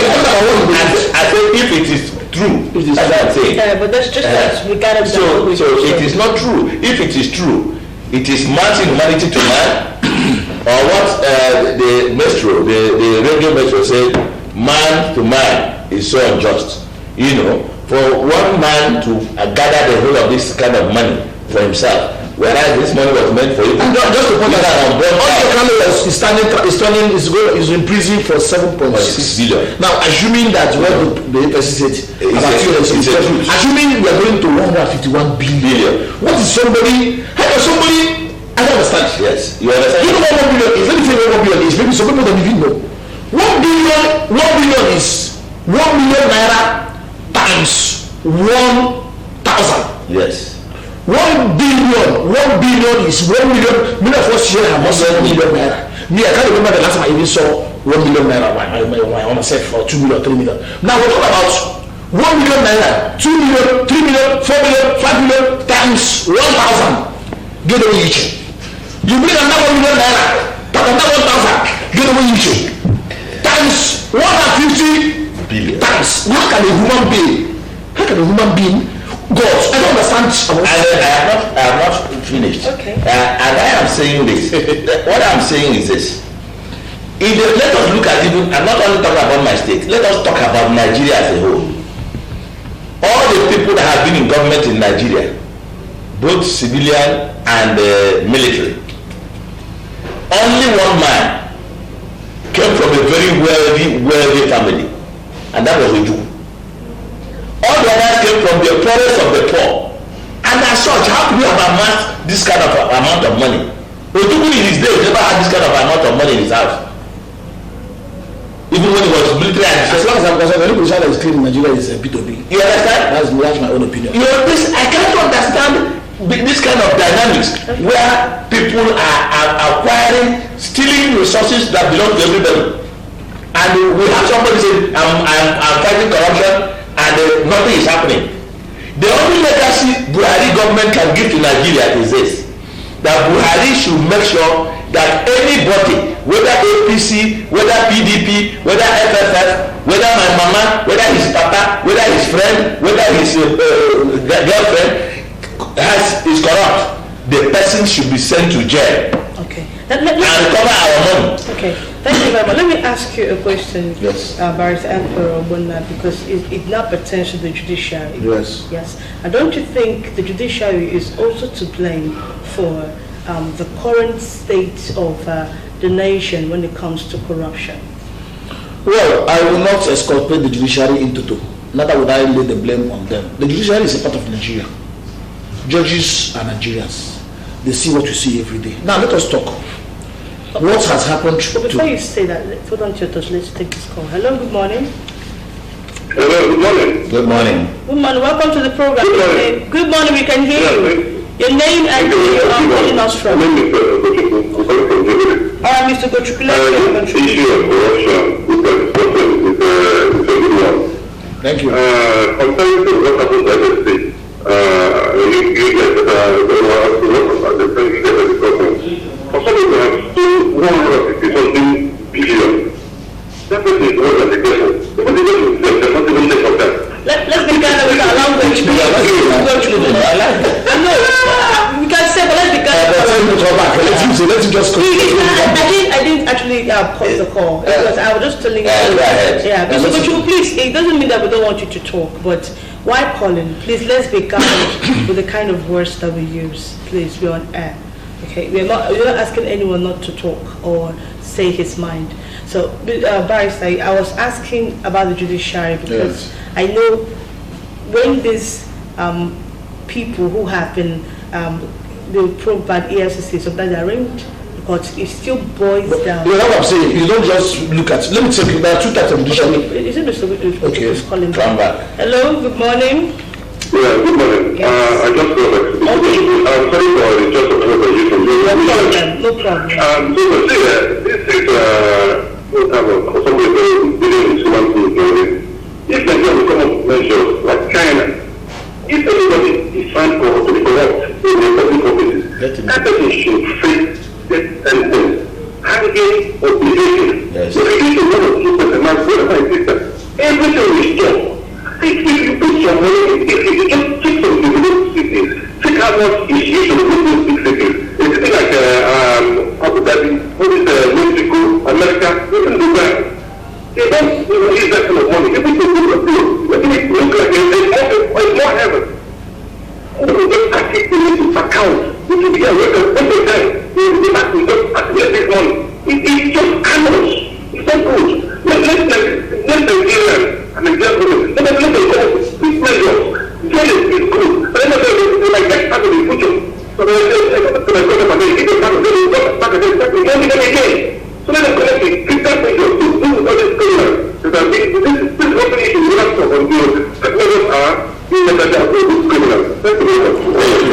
Thank you very much, Mr. Gochukwu. Yes, I share his concerns. Yes. If you start executing corrupt people, then corruption will end. Yes. But who will make the law? Is it the same lawmakers who are corrupt? Is it the same lawmakers who are corrupt that will make the law? That's the question. So back to what you asked about the judiciary. There are two types of judiciary we have in Nigeria: the post-Buhari judiciary and the Buhari judiciary. The judiciary is to be the last word of the common man. When your electoral victory was denied, you go to the judiciary and you get back your mandate. But under Buhari, what did we see? The first thing Buhari did was to use ex parte order to remove the serving chief judge of Nigeria. Chief Justice of Nigeria was removed by an ex parte order. You know what ex parte order is? You file a motion, the other person did not respond. The other person was not even aware of it. I am here, somebody will file a motion to stop me from being a lawyer. And the court to grant it without hearing my own side of the story. That is another one. A CJL was in his house. Somebody went and got an order to stop him, to suspend him. From there, he was suspended. From there, he was removed. Now, the Buhari now brought in his man, who the CJN, who we have seen what it is to do. A man who studied Sharia. A man who is a Sharia man. Who is the what the CJN did. I remember that was not ashamed of him. The CJN went to the National Assembly and could not answer questions for technicality. Yes. He doesn't know what technicality is. Even the lawyer is one lawyer taught by CK1 in the law school or taught by Ikocha will tell you what technicality is. But the president, the chief judge does not know what technicality is and talking about flying the plane and the flying pilot. Let's be honest to ourselves. This CJN, when I look at him, he doesn't command the law and the respect and the judiciary. Now this CJN was the one who, when we were doing the Buhari's election, Buhari's instead of him to follow to follow the normal way of the most senior being the baddest in the end. Baddest you are choosing. You saw what happened. I don't want to go there. Now look at the last one. This issue of Imo State. Imo State. How can you tell me that the election that was tendered by a police officer is what they're using to election to by a police officer? A police officer, or where does he have to tender election that be used? So see that the judiciary. Okay, let's see. Hello, good morning. Hello. Hello. Yeah, good morning. Welcome to the program. Your name. Hello. We can hear you. Your name and where you are calling us from. My name is Tony. Okay, Mr. Stanley, let's hear your contribution, please. Yes. I think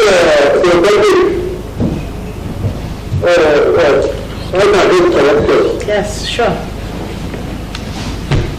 Hello. We can hear you, Mr. Felix. Okay, please go ahead.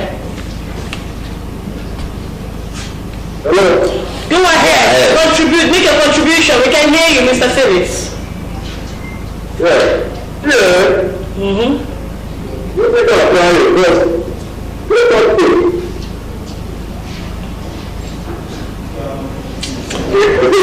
I had a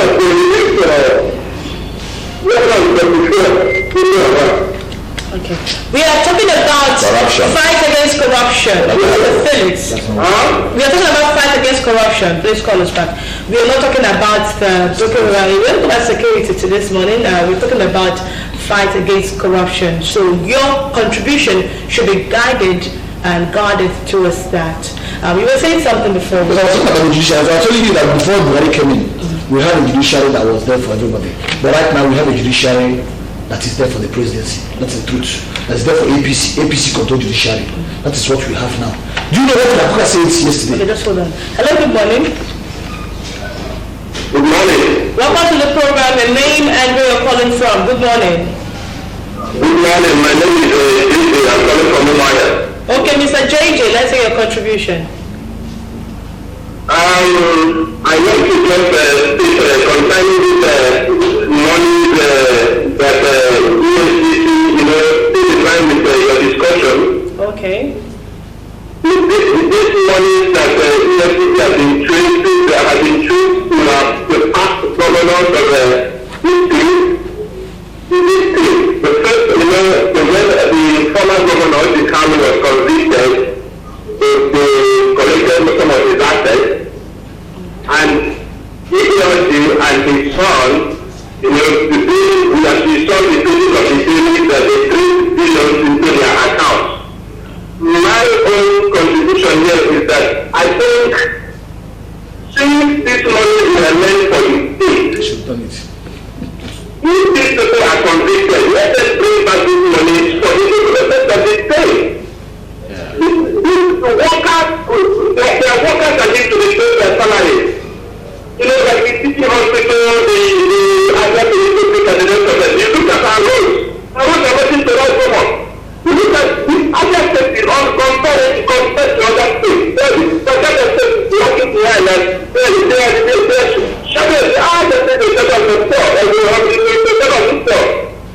So, my contribution is if these people are convicted and they are on this money to release, let it be brought back to this state for you as because the government is on rental.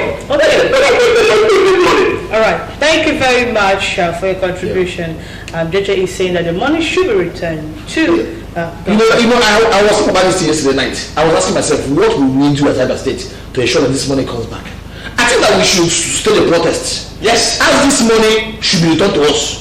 Both these branches of Kano own, and if they investigate the TRG own and the Kukwani's too, do you know if they got the us 151 billion and 70 almost 160 million? Yes. Do that one will be good though. The state should be very bad. So I think that something should happen. Provided we have a good leaders that will utilize it for the benefit of the people. We will also hold this human in cabinet. Okay. We also hold in cabinet. Let's know who's calling. Hello, good morning. Good morning. Your name and where you're calling us from. Welcome to the program. Well, my name is Clayton. I'm calling from Abia in Abia State. All right, let's hear your contribution. Yeah, with regard to corruption, I expect the gentleman in the studio to consider duty or not duty issue. The issue of duty or not duty. When you are caught with something negative, you need to point the other. Mr. B had it last time and we went free. That should be the way forward. Are you guilty of the crime? Are you guilty of the corrupt allegation? That is the key. So we don't say because it's against the other side. If they think it tomorrow, the opposition party can take over and do the same to the other side. So I never heard any of them talking about this corruption allegation. I mean, the gentleman we put there, whether these personalities are guilty of them or not. That should be a test. So if you are guilty of something of the crime, you don't need to tell me whether it's one-sided or it's the other-sided. I don't know if I'm making a sense. Yeah. It's a matter of whether A went free last year or the other day. But right now, doing the wrong thing over and over doesn't make it right. Okay, thank you very much. So if I be going free, but today the other party came and said I can't go free again, become a lopsided affair. All right. Thank you. This is my opinion. All right. Yeah, maybe my friend just joined us. We have extracted it and we look at our stand. But unfortunately, two of us are on the same side of the table this time around. We are agreeing. What we are agreeing is that the Buhari government is not really helping when it comes to fighting crime. It's one-sided. But we also agree that EFCC, when they want to do their job, they do it. They try it. Just like in this one, the issue of guilty or not guilty does not arise because Theology and his son have not been found guilty. We cannot find them guilty here. Yes. We don't have a power to find them guilty. Yes. We are talking about an allegation that was made against them, and we are urging EFCC to investigate it properly. And if they are found guilty, let them be prosecuted. That's what we are saying. That's what I say. Right. Hello. Good morning. Good morning. Welcome to the program. Your name and where you are calling us from. Please move away from your TV sets. Okay. My name is Ubo. Okay, Mr. Ubo, let's see your contribution. All right, sir. Go ahead with your contribution. Yes, go ahead. Okay, I agree to you. Thanks. Yes. This issue of corruption has become a virus.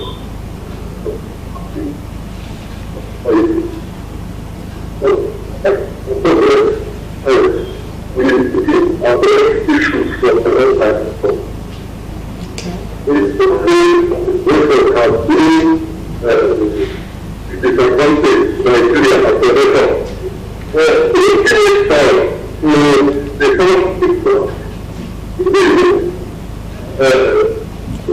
Mr. Obo, your network is fluctuating. Okay, we can't hear you clearly. Now, please save your substance clearly before we are. What do you think can be done?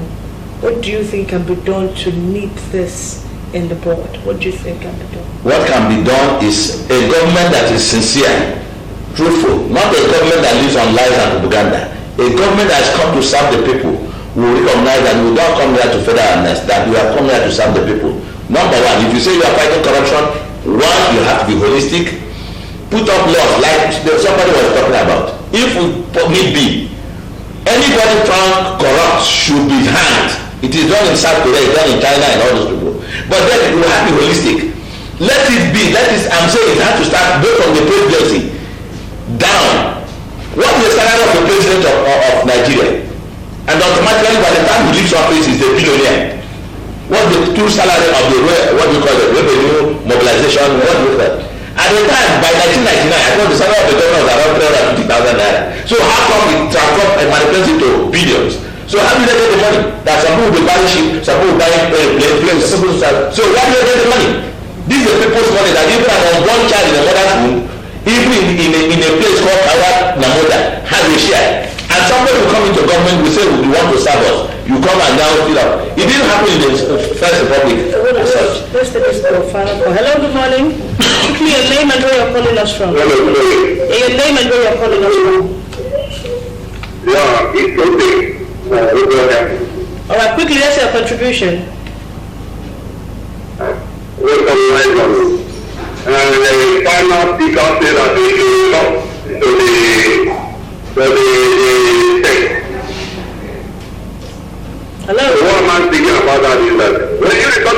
of the state, is it not the attack? Now we collected the money again. Let the speaker to invest. You know what I'm saying? You see all the speaker. Now, if you are the one that will return the money back to the government. The speaker will go to the House of Representatives. Okay. All right. Thank you. Fight corruption and fight corruption.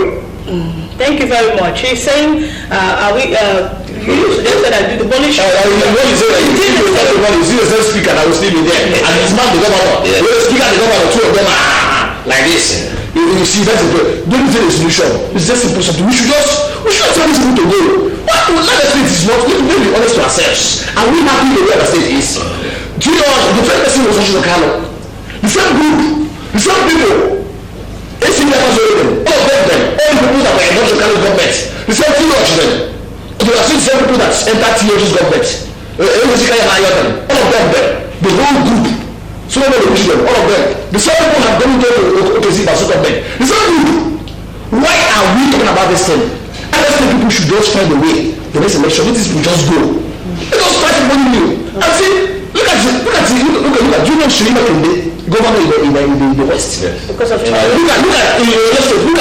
our own Odebumayi. Look at him making you there. Making you that so when he was there. Nobody was complaining about him. Look at Ibuwayi. These are all people who are governors. Look at Wike. What is wrong with that state? What is wrong with that state? Do you know that we need all these people to be just tell them, let them just go and stay one place. Let us get something new. Okay. The only way to solve this problem of other states when it comes to corruption and when it comes to bad governance is just let us care what the people that are in power now and just go. Okay. Are we a corrupt state? That's the question. Abia can never be cursed, please, sir. We are not cursed. Don't bring what people are. We are just so state. Because of time, gentlemen, we have to round up this segment of the program. Thank you very much, Vice Emperor Obunda, for coming on the program. Thank you very much, Your Substance. And of course, with that, we have come to the end of today's edition of Good Morning Abia. We'll do join us tomorrow, same time, 8 a.m. for another edition. We'll do stay tuned for Una Salachi. I am Ruth Mohan. To have a wonderful day and enjoy the rest of the programs on MCR TV.